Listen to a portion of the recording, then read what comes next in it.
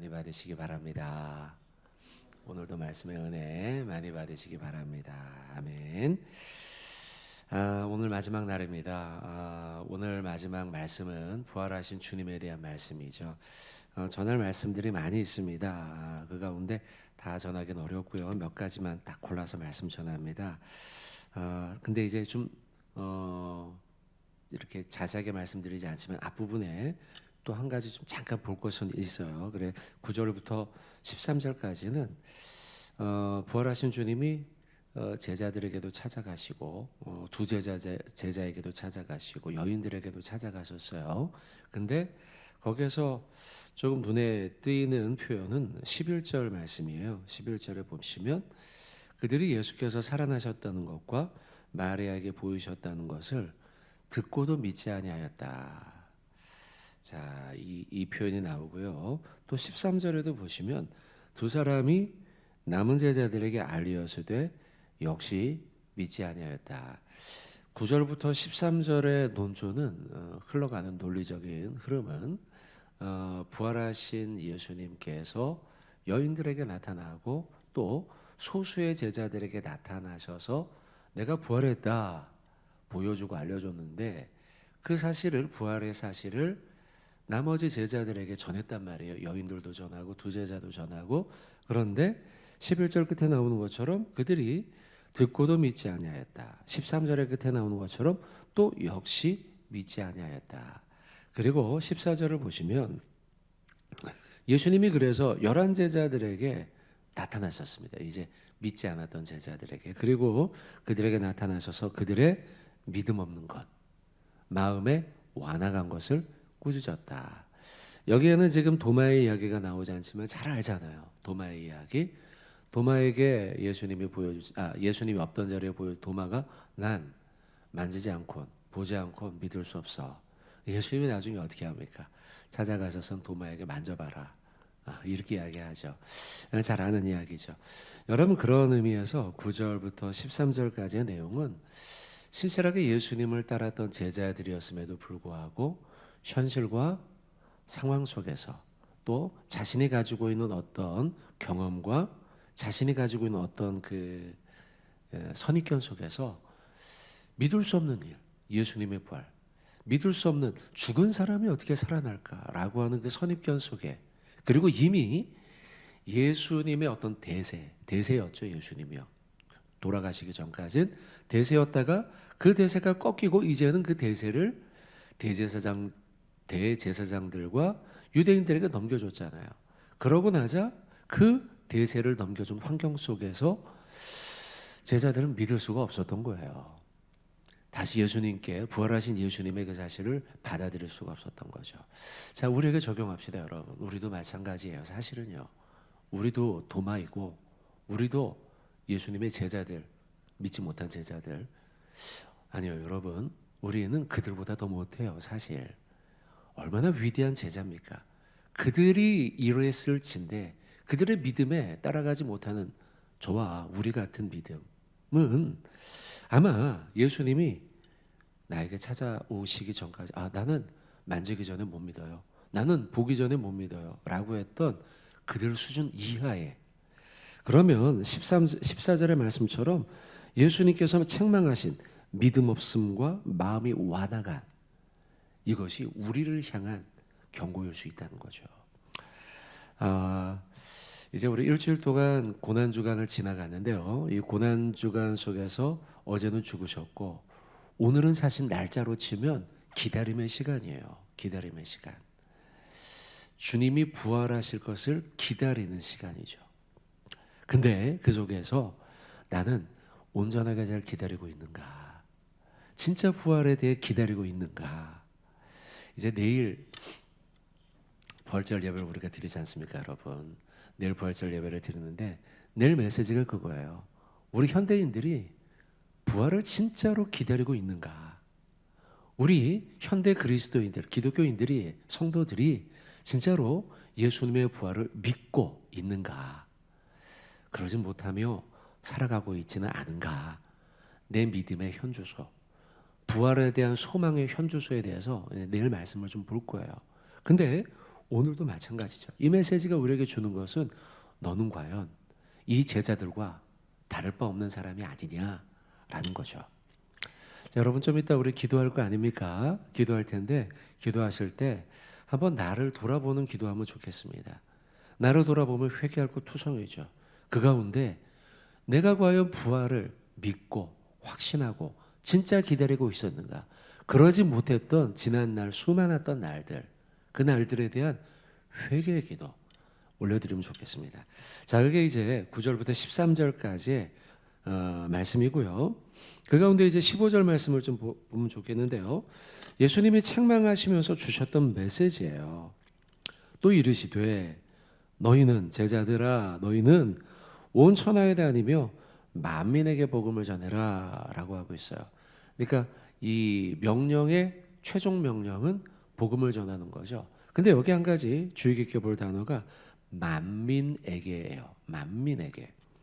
만민에게라는 표현은요. 원래 원어상 헬라어상으로는요. 모든 창조물에게 이렇게 이제 돼 있습니다. 모든 창조물, 모든 피조물에게 복음을 전해라는 거예요. 모든 피조물. 여러분 그래서 이 표현이 의미하는 바는 뭐냐? 부활은 예수님의 제자들에게만 국한된 게 아니라는 거예요. 부활은 예수님을 믿는 성도들에게만 국한된 게 아니라는 거예요. 제가 조금씩 확대해서 이야기합니다. 예수님의 부활은 성도를 넘어 믿지 않는 세상 사람들에게도 영향을 주는 사건이에요. 또 더 확대해서 예수님의 부활은 모든 피조물. 자, 여기서는요. 인간을 뛰어넘은 세상의 모든 만상들, 군상들, 이 모든 것들에게 영향을 주는 게 부활이라는 사실이에요. 다시 말씀드리면 여러분, 부활, 예수의 부활은 만민에게, 그러니까 예수 믿는 제자, 잘 믿는 제자 뛰어넘어 모든 성도를 뛰어넘어 믿지 않는 사람들에게도, 그리고 사람들을 뛰어넘어 모든 피조물들, 바람과 자연과 이 모든 우주와 이 모든 것에 영향을 끼친 사건이 부활이라는 사실이에요. 부활. 그리고 부활을 믿고 경험한 모든 부활의 성도들은 부활의 사건이 얼마나 영향이 큰 사건인지, 이건 시간을 뛰어넘고 모든 대상을 뛰어넘는 사건이니까요. 그 모든 것에 영향을 주는 사건이니까요. 그러니 그 부활을 믿는 우리 성도들 역시도 모든 세상을 향해 영향을 끼치는 사람이 되어야 한다는 거예요. 나 혼자에게만이 아니고 믿지 않는 자들에게, 그리고 사람뿐만이 아니고 모든 피조물, 이 지구, 자연 모두에게 영향을, 선한 영향을 끼치는 부활의 성도가 되어야 한다는 거예요. 그런 의미에서 여러분, 우리 그리스도인들은 이 세상을 향해, 이 피조물을 향해, 그리고 이 지구를 향해 우리는 선한 삶을, 선한 영향을 끼치는 삶을 살아야 돼요. 이제 우리가 코로나19로 인해서 경험하지 못한 일들을 경험하지 않습니까? 그 가운데 이제 재미난 뉴스를 본 적이 있어요. 그 자가격리하고 이러다 보니까 사회적 거리를 두고 자가격리를 하다, 우리나라도 이제 이게 조금 이제 완화 조치가 이제 나왔죠. 완화 조치가 좀 나오면서 그러면서 이제 조금 좀 완화돼서 사람들도 만나고 뭐 밥도 먹으러 다니고 이렇게 이제 이런 일들이 좀 벌어졌는데, 여전히 우리가 주의한다라고 하는 이제 뉴스 지침과 방침이 나오고 있죠. 특별히 이제 4월 말 5월 초에 연휴가 있지 않습니까? 다음 주죠. 다음 주 연휴가 있는데 이제 금요일부터 시작해서 토요일, 그리고 이제 주일, 월요일 하루 끼면 화요일까지 해서 어린이날까지 이제 그 연휴 기간에 많은 여행객들이 있다, 이런 얘기가 있는데 어쨌든 좀 더 주의하겠습니다. 그런데 어쨌든 그러기 전까지는 이제 우리나라뿐 아니고 세계 곳곳에서도 뭐 길거리에 차가 다니지 않고 뭐 이런 기사들을 보셨을 거예요. 그 바람에 재미난 현상이 일어난 게 뭐냐면 공기의 질이 좋아졌다는 거예요. 공기의 질이 좋아지고 차가 안 다니고 기름을 안 쓰니까, 석유를 쓰지 않으니까 이제 이 이산화탄소 발생량이 줄어들고, 그래서 저 높은 하늘에서 찍은 이제 대기질 사진이 현저히 좋아졌다는 거죠. 재미난 현상 아닙니까? 근데요, 가만히 생각하면, 거꾸로 생각하면 우리 인간들이 이 지구를 얼마나 오염시켰는가라는 반성이 또 들어요. 그렇죠, 여러분? 우리에게 필요하다고 생각해서 막 기름을 떼고 또 환경을 오염하는 오염물질들을 막 배출하고, 이 바이러스로 인해서 우리의 인간의 나약함, 연약함을 또 보면서, 그죠? 우리 힘으로 할 수가 없잖아요, 잘. 그리고 이 일로 인해 막 사람들이 전염되고 죽어나가고 막 몇만 명이 막 죽고 막 그러잖아요. 근데 우리 힘으로 제어가 안 돼요. 그러니까 첫째 우리가 느낀 건, 우리 이 바이러스로 인해 느낀 건 우리 인간이 참 나약하구나 라는 걸 한 가지 느꼈고, 또 한 가지는 우리 인간이 얼마나 이 지구를 오염시켜 왔는가, 우리 이 지구를 얼마나 나쁜 방향으로 끌고 간, 나쁘게 영향을 줬는가 라는 거예요. 제가 여러분 이런 말씀을 드리는 이유는, 예수의 부활은 단지 믿는 사람에게 아니면 인간에게만 국한된 게 아니라 온 지구 만상에 영향을 준 사건이라는 거예요. 이 부활을 믿는 우리 부활의 성도들은 모든 자연에 선한 영향을 끼치며 살아간 그런 사람이 되어야 한다는 거죠. 오늘 보면 15절의 말씀, 또 이르시되 너희는 온 천하에 다니며 만민에게, 이렇게 해놨어요. 온 천하에 다니며 모든 피조물에게 복음을, 부활의 사실을 전하는 선한 부활의 증인이 되어라 라고 우리에게 말씀하고 있는 거예요. 그런 의미에서 오늘 하루 우리가 한두 가지 실천하면 좋겠어요. 이 지구를 오염시키지 않기 위해서 해야 할 일들, 그것이 무엇인지 돌아보면서 이 지구를 하나님이 창조하신 그대로 보존하고 지켜내는 것, 그것이 우리에게 주어진 또한 또 다른 사명이라는 거죠. 그리고 복음을 전파하는 일을 우리가 또 해야 돼요. 복음 전파하는 일, 많은 자들에게 나아가 복음 전하는 일. 여러분, 이번에는 이제 우리가 온라인 예배를, 주일 예배를 쭉 드려왔다 보니, 3월 4월 드리다 보니, 사실 우리 교회가 평소에는요 부활주일에 늘 해오던 일이 있어요. 뭐였습니까? 그렇죠, 복음 전하기 위해서 태신자 전하는 일을 했죠. 태신자를 작정하는 일을 했었죠. 원래 사실은 그래서 매년마다 부활주일에는 태신자, 내가 누구를 적을까, 여러분들 아마 매년마다 고심하고 기도하면서 그렇게 기록했었어요. 근데 이번에는 우리가 그렇게 하지는 못해요. 그렇게 하지 못해요. 왜냐하면 태신자 작정하기 위해서는 또 우리가 몇 주 전부터 계속 모여서 기도도 하고 뭐도 하고 막 했었는데, 이번에는 그렇게 못했기 때문에 이번에는 좀 넘어가게 돼요. 그런데 이 말씀 속에서 우리가 다시 한번 새겨야 될 것, 만민에게 복음을 전하는 것, 믿지 않는 자들에게 복음을 전하는 것, 부활하신 주님을 증거하는 삶, 이것이 부활의 증인으로서 살아가야 할 우리의 사명인 거예요. 여러분, 우리가 그리스도인들인데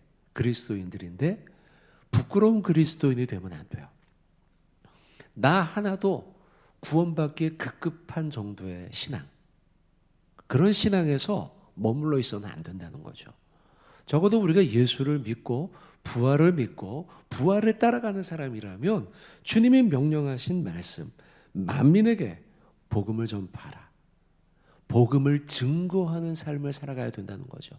나 혼자 그저 간신히 턱걸이에서 예수 믿어 천국 가는 삶이 아니라, 내가 천국의 열망과 소망, 부활의 열망과 소망을 가지고 있다면, 그렇다면 나만이 아니라 만민에게 가서 주님의 부활하심을 증거하고 전파하는 삶을 저 여러분이 살아가야 될 줄로 믿습니다.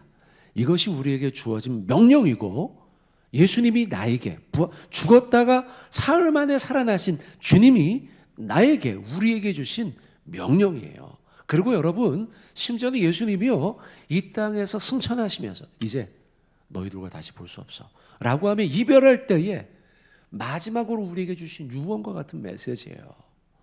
그래서 교회가 복음을 전하고 전도하는 일은요, 제가 늘 말씀드리죠. 교회 숫자 늘리기 위한 일이 아니라는 거예요. 이거는요, 주님이 죽으면서 우리에게 주신 메시지이고 부활하시면서 만민에게 복음을 전파하라고 주신 사명이에요. 이 사자가 원래는 그런 뜻은 아니면 죽을 사자예요. 죽을 사자와 같은 거예요. 죽으면서 우리에게 주신 명령이라는 거예요.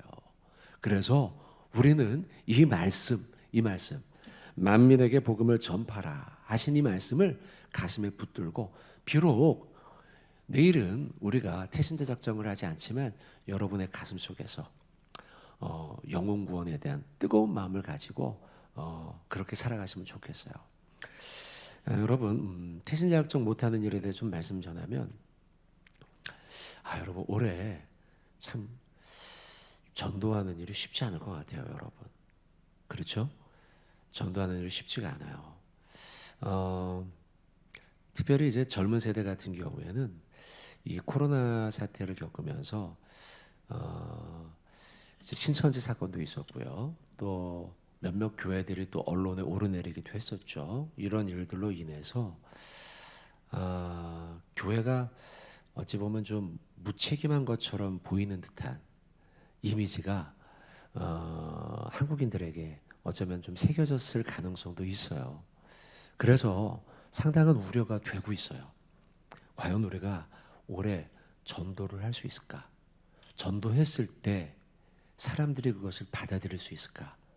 상당히 걱정이 되고, 근데 여러분 다시 한번 말씀드리지만 이 전도는 뭐 교회가 뭔가 뭐 이렇게 막 늘어나고 숫자가 이러기 위해서 하는 게 아니고, 성경 속에서 예수께서 죽으시면서 그러면서 부활하시면서 우리에게 떠나가시면서 마지막으로 부탁하신 메시지예요. 그러니 비록 올해 참 현실적으로는 쉽지 않겠지만 여전히 우리의 삶 속에 남아있는 명령이에요. 우리가 잊지 말고 주님의 부활하심을 세상 끝까지 증거하는 삶을 살아가는 저와 여러분 되시길 주님의 이름으로 부탁을 드립니다. 아멘. 그리고 주님이 이제 뭐 15절 그렇게 말씀하시고 뒷부분에 또 이런 말씀이 나와요. 16절에 믿고 세례를 받는 사람은 구원을 얻을 것이고 믿지 않는 사람은 정죄를 받으리라. 구원의 길은 예수 그리스도의 십자가 외에는 없다라는 것이죠. 17절에 믿는 자들에게 이런 표적이 따르리니 곧 그들이 내 이름으로 귀신을 쫓아내며 새 방언을 말하며 뱀을 집어올리며 무슨 독을 마실지라도 해를 받지 아니하며 병든 사람에게 손을 얹으니 나으리라 말씀하심으로 부활을 증거하는 자들에게 주님이 능력으로 임하신다라고 약속하고 계셔요. 여러분, 비록 우리가 살고 있는 이 시대 코로나19 참 어려운 시대를 살아가고 있어. 복음 전하기 어려운 시대를 살아가고 있어요. 그럼에도 복음 전하는 자에게 주께서 능력 주신다 하였습니다. 할렐루야. 여러분 이 말씀 믿고 우리의 삶 끝날까지 십자가 그 사랑 그리고 부활의 능력 그 소망 전파하고 끝까지 전파하는 저와 여러분 되시길 주님의 이름으로 부탁드립니다. 이게 여러분 성도의 삶이에요. 성도가 살아가야 할 길이에요. 성도가 살아가야 할 그 길 살아가면서 성도의 삶을 노래하며 살아가야 돼요. 환난, 복음 전하다 보면 생길 수 있어요. 가난, 고난, 수고로움 생길 수 있어요. 그 속에서도 우리가 끝까지 걸어가야 그 길을 걸어가면서 주님의 영광 올려드리는 부활의 증인 되어야 할 줄로 믿습니다. 자, 우리 시간 한 번 더 우리 찬양합시다. 환난, 가난, 고난, 수고로움 속에도 성도는 그 믿음을 지켰네. 환난, 가난, 수고로움 속에도 성도는 그 믿음을 지켰네. 주를 섬기는 일에 자신을 다 드리며 진리의 말씀과 성령으로 그 길을 걸어 환난 가난과 고난 수고로움 속에도 성도는 그 믿음을 지켰네. 주를 섬기는 일에 자신을 다 드리며 진리의 말씀과 성령으로 그 길을 걸었네. 그리스도 안에서 새롭게 하시고 그리스도로 인하여 자유케 되었네. 우리는 무명하나 유명한 자요 죽음의 위기 속에도 생명 가졌고 근심하나 기뻐하며 하나하나 다른 일을 구욕해 하는 자로다. 그리스도 안에서 새롭게 하시고 그리스도로 인하여 자유케 되었네. 우리는 무명하나 유명한 자요. 아멘. 죽음의 위기 속에도 참 생명 가졌고 근심하나 기뻐하며 하나하나 다른 일을 구욕해 하는 자. 우리는 무명하나 유명한 자요. 우리는 무명하나 유명한 자요. 죽음의 위기 속에도 생명 가졌고 근심하나 기뻐하며 하나하나 다른 일을 구욕해 하는 자로다.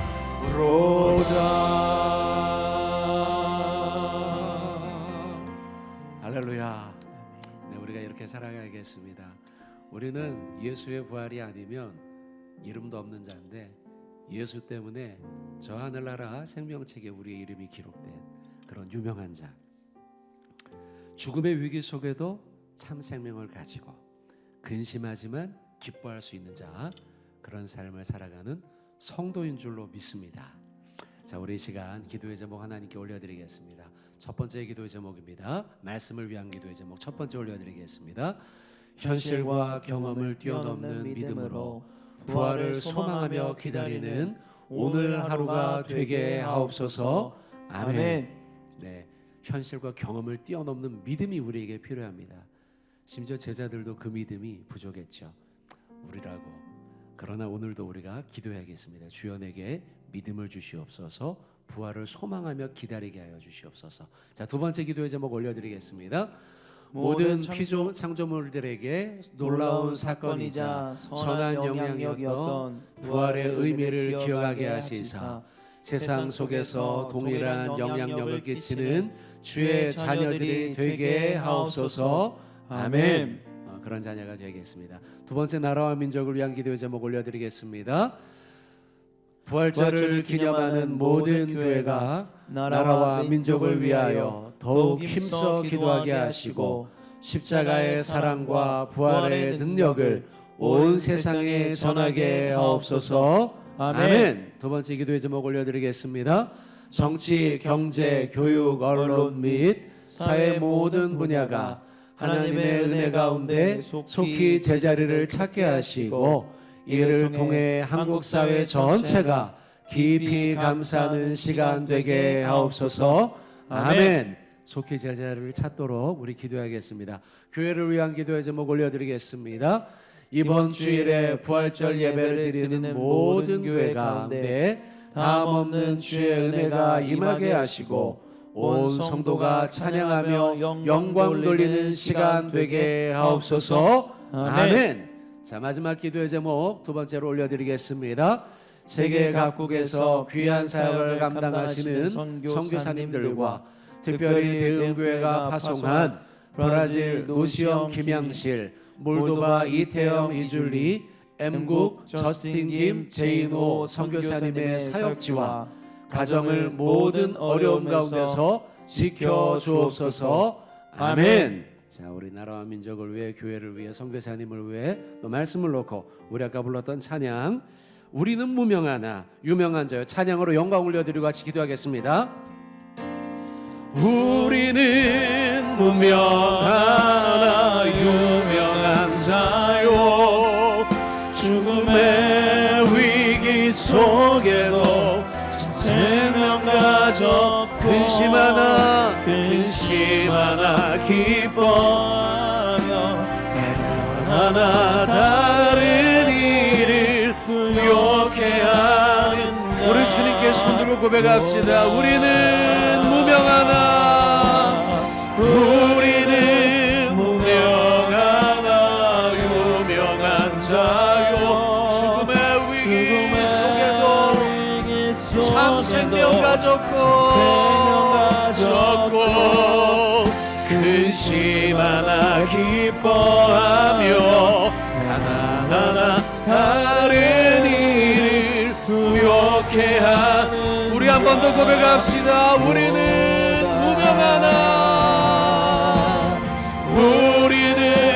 무명하나 유명한 자. 아멘. 죽음의 위기 속에도 생명 가졌고 근심 하나 기뻐하며 하나하나 다른 일을 부욕해 하는 자로다. 자, 저를 따라 같이 기도하겠습니다. 주여 은혜를 주옵소서. 주여 은혜를 주옵소서. 주여 은혜를 주옵소서. 주여 은혜를 주옵소서. 우리 주님의 이름 한번 부르고 같이 기도하겠습니다. 주여.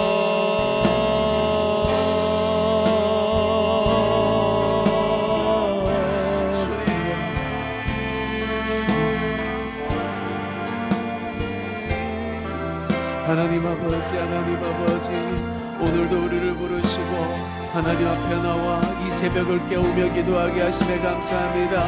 마음을 다해 주 앞에 기도하오니